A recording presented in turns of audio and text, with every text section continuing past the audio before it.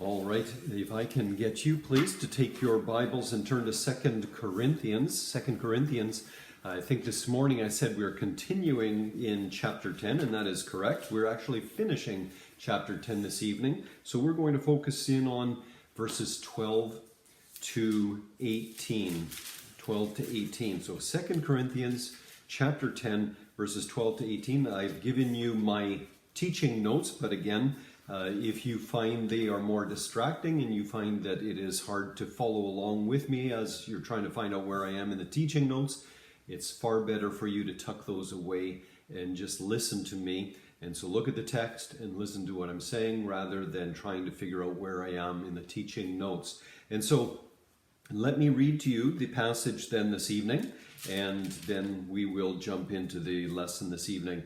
Paul wrote in verse 12 of chapter 10, "For we dare not class ourselves or compare ourselves with those who commend themselves, but they, measuring themselves by themselves and comparing themselves among themselves, are not wise. We, however, will not boast beyond measure, but within the limits of the sphere which God appointed us, a sphere which especially includes you. For we are not overextending ourselves as though our authority did not extend to you, for it was to you that we came with the gospel of Christ, not boasting of things beyond measure, that is, in other men's labors, but having hope that as your faith is increased, we shall be greatly enlarged by you in our sphere, to preach the gospel in the regions beyond you, and not to boast in another man's sphere of accomplishment.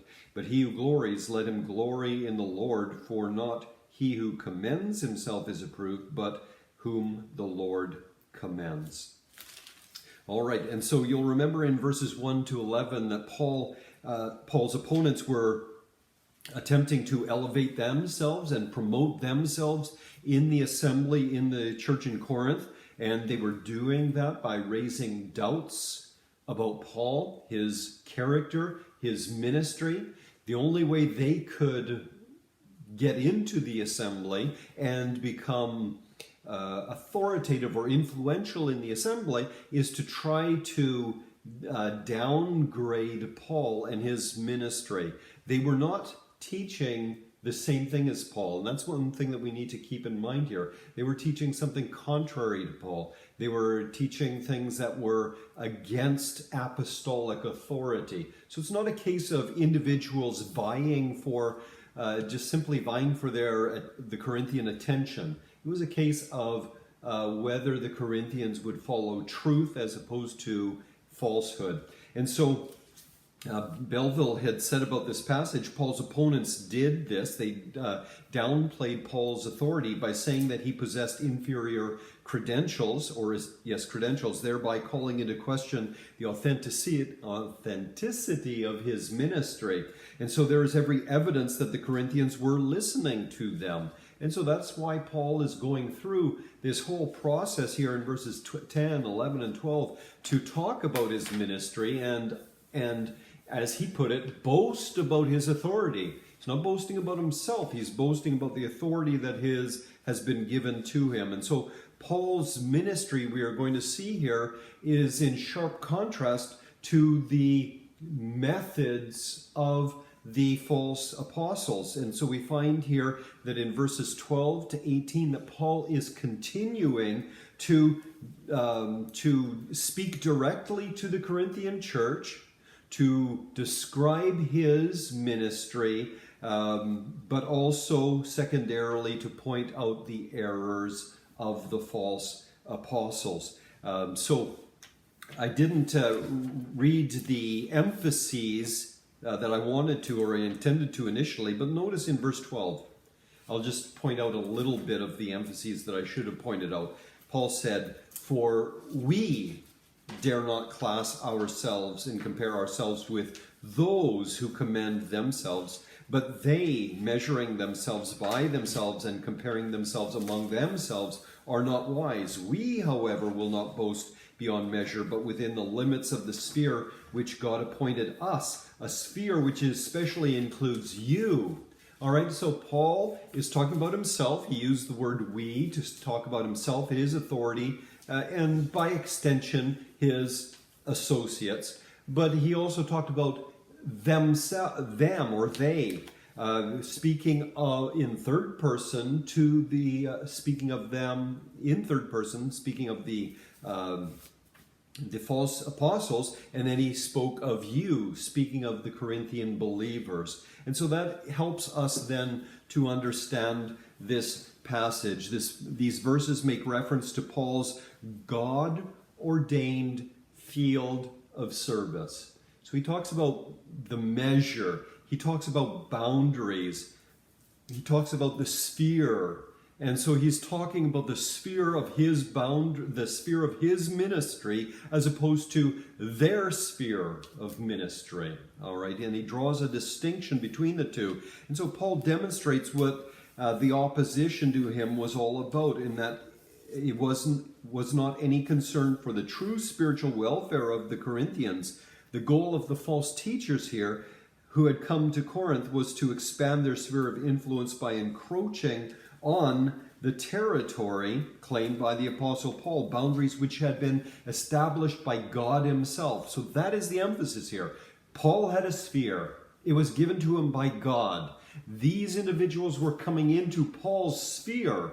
And I'll get into the nitty-gritties in a little bit. But notice that Paul introduced his first charge against these false apostles in verse 12 by saying, "We dare not class ourselves or compare ourselves with those who commend themselves." And so Paul began on with a general statement, using "we," talking about himself, and using the word "dare" or saying that he did not dare to compare himself with his opponents.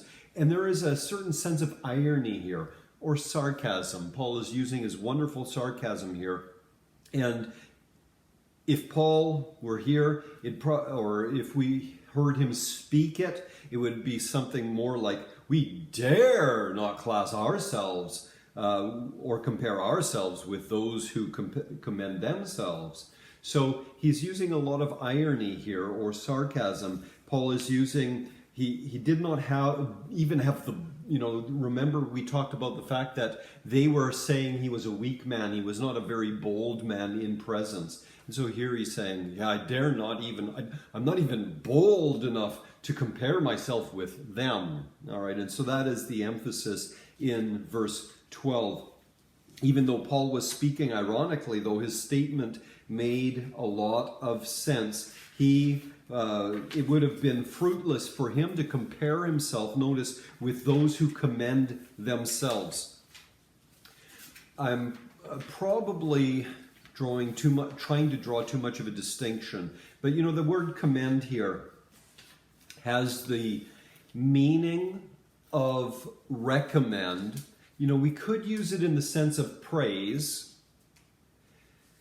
but it might be better for us to understand it in the sense of commend. Okay? Yes, praise is similar. The words overlap, but the idea is that they were commending themselves. They were promoting themselves. They were recommending themselves. And so Paul is saying here that it was not wise for him to compare himself with those individuals who are self-recommending themselves. And so if they commended themselves as opposed to having God's recommendation, then they're sorely biased, they're misguided, they're self-centered. And so why would Paul sink to such a low level as to evaluate himself in light of the low standard that those individuals were using for themselves? And that's essentially what Paul is saying here. Notice in verse 12b that Paul said, "But they, measuring themselves by themselves and comparing themselves among themselves, are not wise." And so he says something here that is striking. He's basically saying that these individuals were not a bright bunch. He says it a little more tactfully, but essentially he's saying they're fools. Right? He's saying they're not wise. And so they were fools. And so they elevated themselves using criteria that was guaranteed to elevate themselves. How were they guaranteed to elevate themselves? Because they're comparing themselves with themselves. In other words, they themselves are their standard, and lo and behold, they meet that standard. All right, and so it was a really self-centered way of evaluating their own ministry and their own character. And so they were measuring themselves by themselves, which means that they held themselves up as the very standard, and therefore they never failed in meeting that standard because they always were themselves. And so not only that, notice that they were a part of a tight-knit group of think-alikes. And so Paul said here that they were comparing themselves among themselves. So here they are, a tight-knit group of people thinking the same thing, and therefore they're not only comparing themselves with themselves, but then they're comparing themselves with their small little group. And so they always measured up by evaluating themselves by this standard. And so it was very easy for them to measure up to the standard that they had set for themselves. Having such a narrow point of comparison ensured that these people always felt secure and in fact always felt superior. So they set the standard, they always met that standard. No one else met that standard because they were not like this tight-knit group of people. And so that is why Paul leveled the first charge against them, and he said they were not wise, they were unintelligent. And so Combs said it's rather foolish for them to appeal to their own conduct as normative and then find great satisfaction in always measuring that standard. All right, and so it's very easy for us to find a low standard and to compare ourselves to that low standard. We look at them and we say, yeah, that's foolish. But we do that as well, right? Whenever we look at someone else and belittle them, what are we doing? We are making ourselves the standard, looking at those people and saying, oh, they didn't measure up to me, right? We do that as well. And so these individuals should have compared themselves with God's word, but they were not willing to do so because then they would have seen how deficient they really were.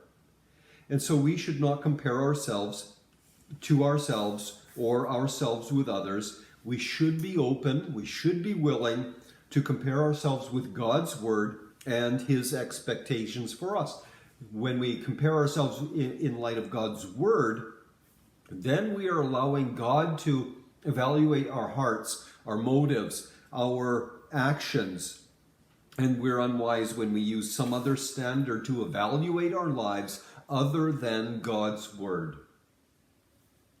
And so, in order to properly assess his own ministry, that is what Paul is doing here. Paul needed to compare what he was doing in light of the responsibilities that God had given him. Right? They were comparing themselves with themselves. Paul here is going to now compare himself with the responsibilities given to him, and that's the proper thing to do. So notice in verse 13, Paul begins then by first of all describing the responsibilities given to him. And I refer to this as the scope of his responsibilities, the sphere, the boundaries. Notice he said, we, however, will not boast beyond measure, but within the limits of the sphere which God appointed us, a sphere which especially includes you. And so, if you have your notes open, on page 6, I've given you a breakdown of this verse. It is hard to understand. I spent a lot of time trying to put it in words. It's easy to think about what Paul is saying and to get the gist of it, but to actually write the words down of what Paul is getting at is a lot more difficult. And so I gave you a breakdown. First of all, he said, we, however, will not boast beyond measure, but we will boast within the limits of the sphere. What sphere? The sphere that God appointed to us, a sphere which especially includes you. So there are really two lines here. We will not boast beyond measure. We will boast within the limits of the sphere. All right, and so Paul is talking about the sphere or the boundaries of his ministry given to him by God. And that first clause, we, however, will not boast beyond measure. Paul is saying that he would not boast of activity which was outside of the limits of his territory, if we can put it that way. In other words, he did not operate outside of God's limitations. He was always operating within God's limitations, and therefore his boasting would not include anything that took place outside of his boundary. Okay? He always maintained an understanding of what God expected of him. The second clause is the follow-up clause, and it supports that first idea. He said that he would boast of the limits of the sphere which God appointed us. And so he clearly knew the responsibilities that God had appointed to him. And Paul said to the Corinthian readers that his God-given authority, notice, expanded to a sphere which especially includes you. So he's saying, God gave us these responsibilities, and you are within our sphere of responsibility.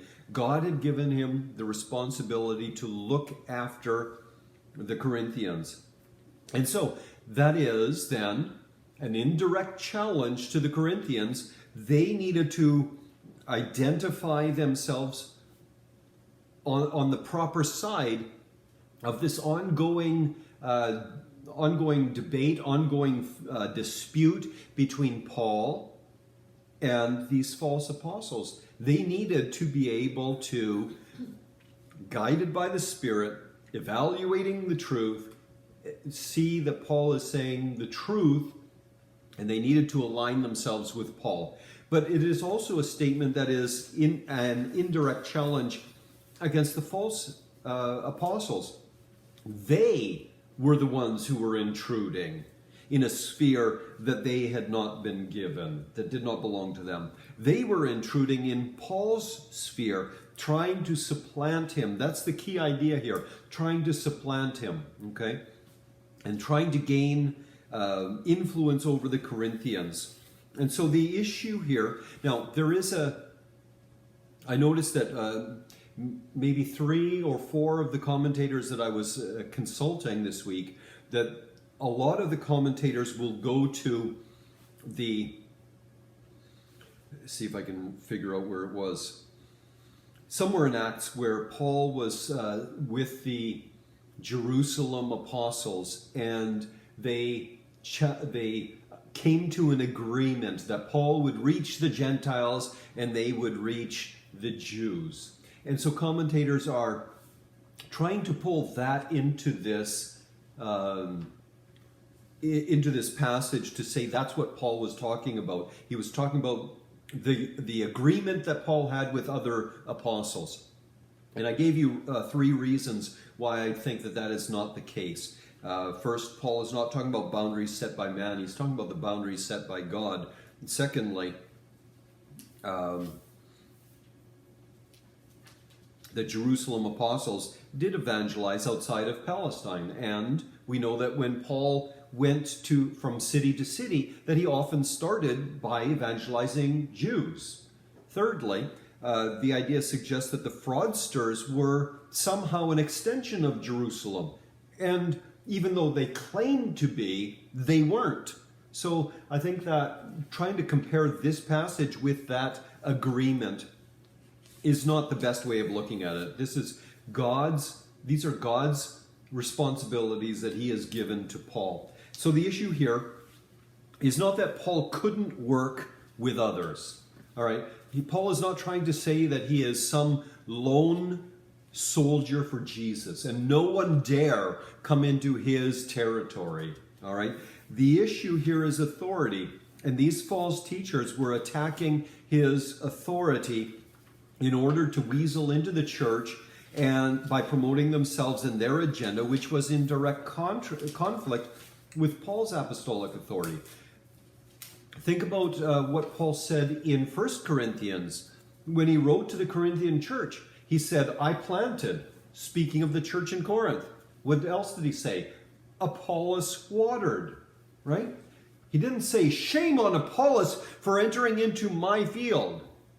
Why? Because Apollos was teaching the same thing. He was complimenting Paul's, I don't mean giving praise to Paul's ministry, but he was supporting Paul's ministry.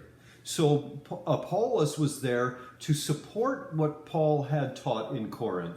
These individuals are not. They're trying to supplant Paul. That's the issue that we need to keep in mind. So in verse 13, Paul spoke about the scope of his ministry, how far his ministry extended.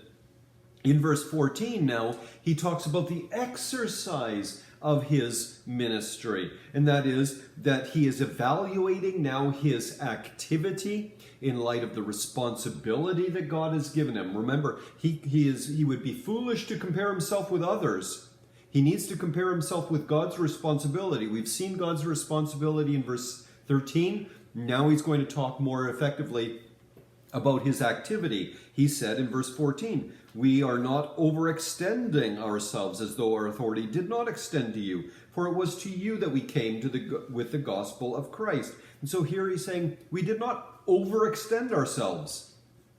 Paul assured his readers that he was, in ministering to Corinth, it was not an overextension, that he was somehow going beyond the boundaries that God had given him. In fact, he concluded in verse 14 by saying, for it was to you that we came with the gospel of Christ. Since God gave him authority to reach all the way to Corinth, and in fact beyond, with the gospel, Paul traveled with the very purpose of going to Corinth with the gospel. In fact, that if you notice in verse 14b there, it was to you that we came. And that word came actually has the emphasis of we came first.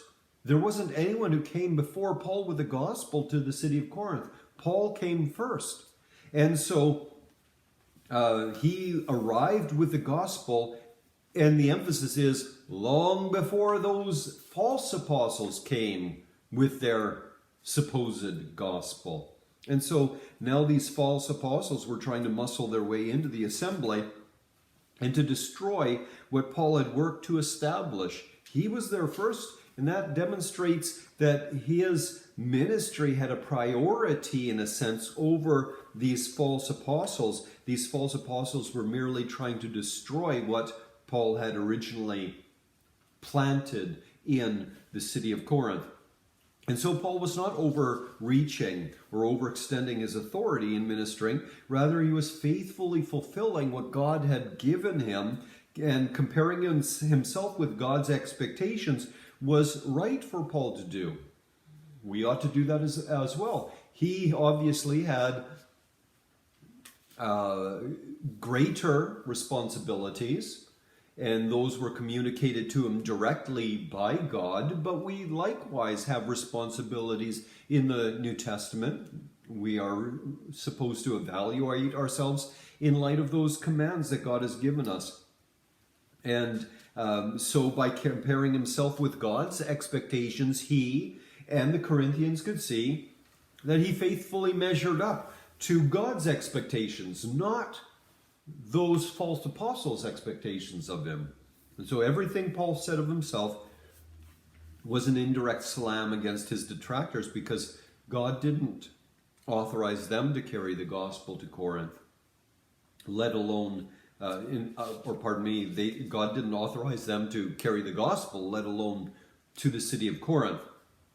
And so that brings us then to verses 15 and 16, where Paul reiterated that the scope of his authority included Corinth, and his goal now in verses 15 and 16 is to help the Corinthians so that they will in turn help him. Notice what he said in verse 15.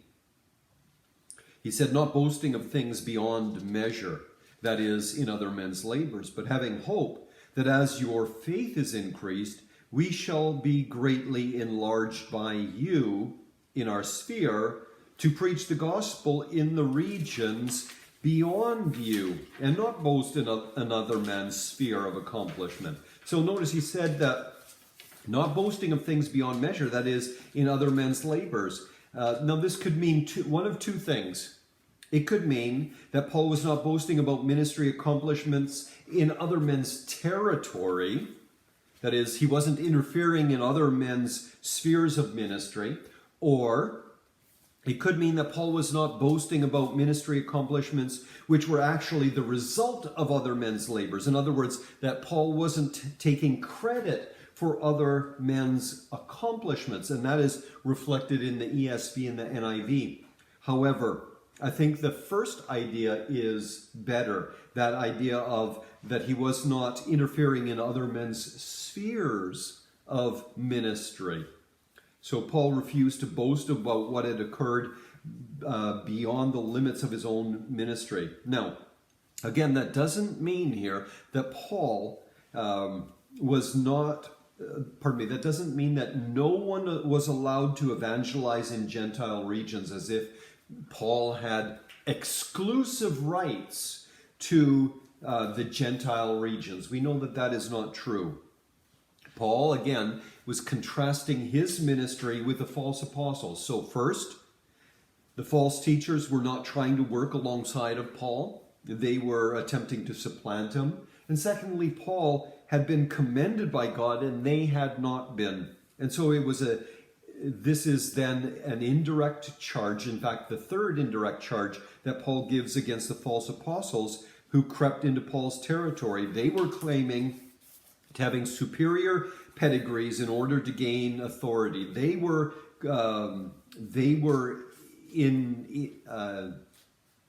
as someone said, interlopers. They were moving into Paul's sphere of ministry in order to supplant Paul's ministry. But notice what Paul said later on in verse 15. But having hope that as your faith is increased, we shall be greatly enlarged by you in our sphere. Isn't that interesting? Paul said that he was hopeful that their faith increased. This, again, goes toward that theme that I've chosen for this study, everything for your edification. Over and over again, Paul is saying, I'm working for your growth, your edification. And here he says it again. His goal is for their faith to increase. Now, faith here doesn't mean their belief as much as their maturity in the faith. Not only their knowledge of the truths of the faith, but their maturing in those truths. And so he wanted them to mature so that his ministry outreach would become greatly enlarged. And they would help Paul to his ministry, his sphere, to be enlarged as a result of their growth. So what does that mean? That means that they needed to grow in their maturity so that they would come onto Paul's side and have so much confidence in him that they're actually participating with Paul in promoting the sphere of his ministry. So rather than helping the false apostles in promoting their false gospel, Paul is saying you need to recognize the sphere of authority that has been given to me and grow in your faith and actually help me in the promotion of the gospel that I am preaching. And so Paul continued in verse 16 to talk about how the Corinthians could help Paul after they have been built up. He said to preach the gospel in the regions beyond you and not to boast in another man's sphere of accomplishment. So if the Corinthians were ready for the task, Paul not only wanted to reach the surrounding areas with the gospel, but he wanted to preach the gospel in the regions beyond. And so by saying the regions beyond, Paul is possibly talking about what is north of Corinth, that is the area of Dalmatia and those northern reaches, but it might also include Rome and Spain. We know that Paul wanted to go to Rome, but Rome was only going to be a touching off point, if I could put it that way, where Paul would actually reach into Spain. And so Paul here is now saying, I want your faith to grow so much that you will support me in the sphere of my ministry and help me, propel me onto other areas in sharing the gospel. So he wanted to press on, further on, away from Asia Minor and over into deeper into Europe. And so Paul's goal was to always push further. He didn't want to be working in another man's sphere. And I said in your notes here that that was a unique feature of Paul's ministry. His was a pioneering ministry. He never wanted to preach the gospel in an area that had already received, to some degree, the gospel message. He always wanted to go to virgin territory. That doesn't mean that all gospel workers have to seek virgin territory. Some are going to do that. But others, sometimes it's beneficial for others to work in an area where the gospel has already been preached. But Paul was not like that. He knew what God had called him to do. God called him to a pioneering type of ministry. And so he wanted to fulfill that goal. So in contrast to Paul's method of not working in another man's field, here are these intruders that they are doing just that. They are working, in quotation marks, in Paul's field. They're not actually working. They're in fact destroying from God's perspective. And if they were, again, supporting and reinforcing Paul's ministry, that would not have been then an issue. But the issue was that they were destroying what Paul had actually created. I use the word created. Obviously, God did the work through Paul in Corinth. And so these unbelievers, they were trying to draw people away from apostolic teaching, and therefore they were destroying the church in Corinth. They were not trying to build their faith up. They were trying to destroy it by discrediting Paul. See, if they could discredit Paul, they would discredit everything that Paul had worked for in Corinth. And that would cause the Corinthian church to question everything Paul had taught them. And that's what they were trying to accomplish. So, in verse 12, Paul said that he would not be like others who compare themselves with others. In verses 13 to 16, Paul explained that he evaluated himself based upon how he fulfilled the responsibilities that God had given him to reach the Gentiles. That authority reached to Corinth and beyond, and therefore he was justifiably boasting about this God-given authority. Now, he wants we need to now evaluate or analyze Paul's boasting. What was the nature of his boasting? And so in verses 17 to 18, he talks about the nature of his boasting because, over and over again, he uses this word, and we use the word negatively. And so it's hard for us to grasp what Paul is saying here because we always use the word boasting in a negative sense. And Paul has freely used that word boasting. He's boasting about his authority. So Paul has to talk about the nature of his boasting. Was it negative or positive? And so he said in verse 17, but, and he's quoting, he who glories, let him glory in the Lord. For not he who commends himself is approved, but whom the Lord commends. And so the quotation here is from Jeremiah 9:24. And so Paul is agreeing with Jeremiah that we should not glory in ourselves. And so what is Paul saying here? I am not glorying in myself.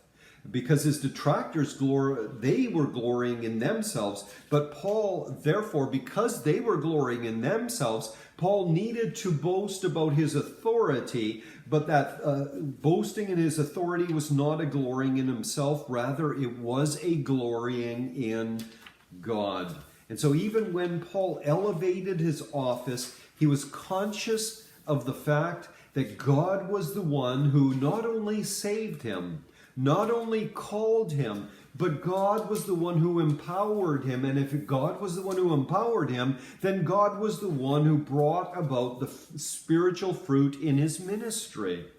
And so he recognized that he could not take the credit for any of the accomplishments in his faithful service. He would agree with Jesus' parable of the unprofitable servant in Luke 17:10, where the unprofitable servant said, I am only an unprofitable servant. I have only done what was expected of me. And that is what Paul is saying. I am an unprofitable servant. I've only done my duty, what was expected of me. And therefore he could not take credit for anything that had been accomplished in his ministry. He recognized that all of the praise and all the glory goes to God. And so we should only glory in God who bestows his saving grace upon unworthy sinners. And when we faithfully serve him, he should receive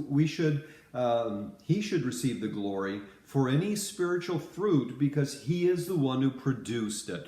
We need to be very careful that we don't start elevating ourselves and say, look at, and isn't that what Paul has done here? He's saying, here are the expectations God has given me. I fulfilled them. And we have a tendency of doing that. These are God's responsibilities.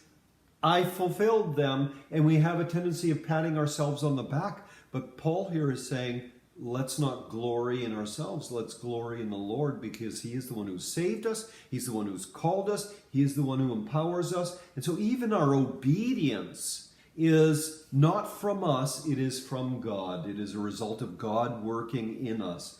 And so then Paul said in verse 18, he concluded by saying, for not he who commends himself is approved, but whom the Lord commends. And again, I want to draw a distinction here, and I guess I may be making too much of the distinction. But there are various words in our New Testament that are translated commends. Sometimes that commend is for rewards given at the end. For instance, in Luke 16:8, it is used in the sense of praise or reward. However, Paul is using a particular Greek word here that actually means to recommend. Recommendations are, and this is a rather general statement, recommendations are prior to service. Praise is after faithful service. All right, and I know that's a generalization. But what Paul here is saying is that Paul is not talking about the one who praises himself and is being rewarded. He is talking about one who is recommended. And Paul is speaking about the one who recommends himself as opposed to being recommended by God. God is the one who has recommended Paul. And he is the one who is approved by Paul. So he's not talking about the end, when God will commend Paul for his faithfulness. That's, the reward aspect of it.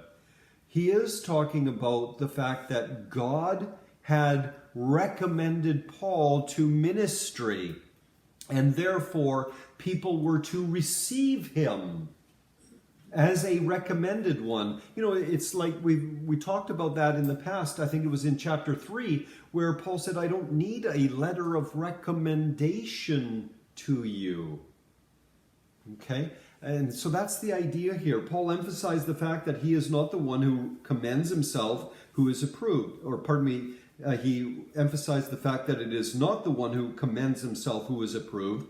Paul explained that the one who commends himself is actually disqualified. Someone who recommends himself for a job is, if I were to go into, trying to think of a big shot company here in Vancouver, now I can't even think of one. Say I went downtown, I can't even think of a great company to go to, but I walk in there and say, I'm recommending me for CEO of this company. Well, that would be empty praise, wouldn't it? We need letters of recommendation so that we can say I'm qualified. It's not because I say it, it's because someone else says I'm qualified. And that's the idea here. Paul explained that one who commends himself is disqualified. Someone who recommends himself to others is not the one who is approved by God. Commending ourselves is futile because we use inferior means to evaluate and elevate ourselves. It's sort of like that show, there are various different shows on television, Dragon's Den UK, or Shark Tank. And these people come forward, and sometimes it's kind of cringy to see how people are recommending themselves as great entrepreneurs. And these dragons or these sharks are saying, well, show us proof that your product is worthy. And what they're saying is, show us that people want that product by the purchasing of that product.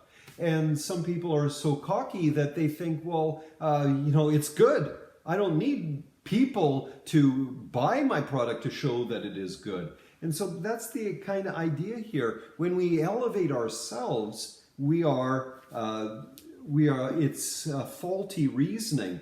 And so Paul said here in contrast that the one whom the Lord commends is the one who is approved.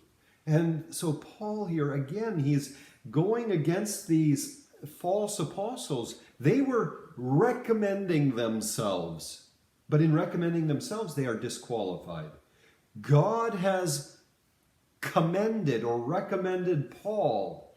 He is the one who has been approved by God as an apostle to the Gentiles, and that has been proven already because of that community in Corinth. There was fruit, spiritual fruit in Corinth because of what Paul accomplished in years past. And so Paul's detractors were the sort to commend themselves in order to promote themselves so that they could gain spiritual influence in that church. But their self-commendation demonstrated that they didn't have God's approval. They had not been commended by God and therefore were not approved by God. And in contrast, Paul had been commended by God, and the proof was that very congregation. Remember, we saw that earlier in the chapter where Paul said in verse 7, do you look at things according to the outward appearance? Or as I had mentioned last week, he is saying, look around you. Look at the evidence around you. And so we as Christians need to be very wary then of those who try to enter the assembly and try to gain ascendancy or importance in the assembly simply by recommending themselves. We saw that this morning, didn't we? When we finished off the book of Ephesians. What did Paul do? Paul sent the letter to the church in Ephesus by way of Tychicus.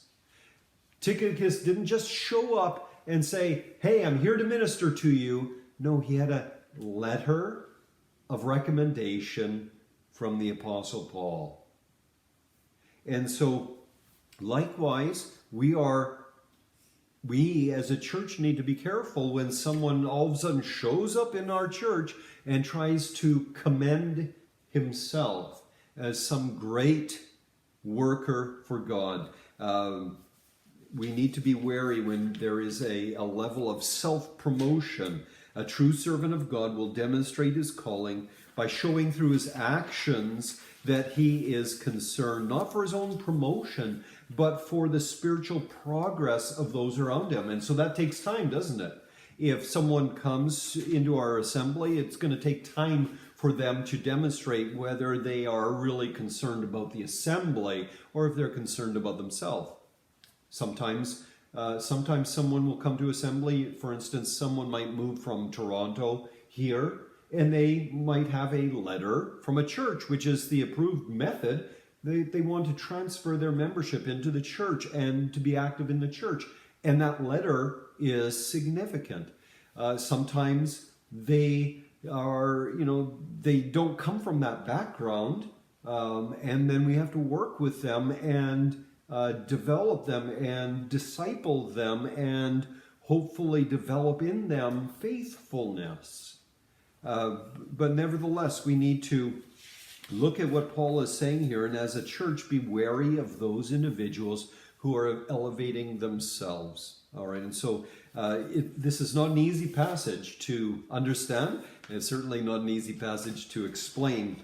Hopefully I did a good enough job that you understand the passage, and that concludes chapter 10. And so we're going to next week begin chapter 11, where Paul continues to talk about his ministry and elevate his ministry, not because he's elevating himself, but he is elevating the authority that God has given him for their benefit, and for our benefit. And we are the recipients of Paul's ministry even today as we look into his letters.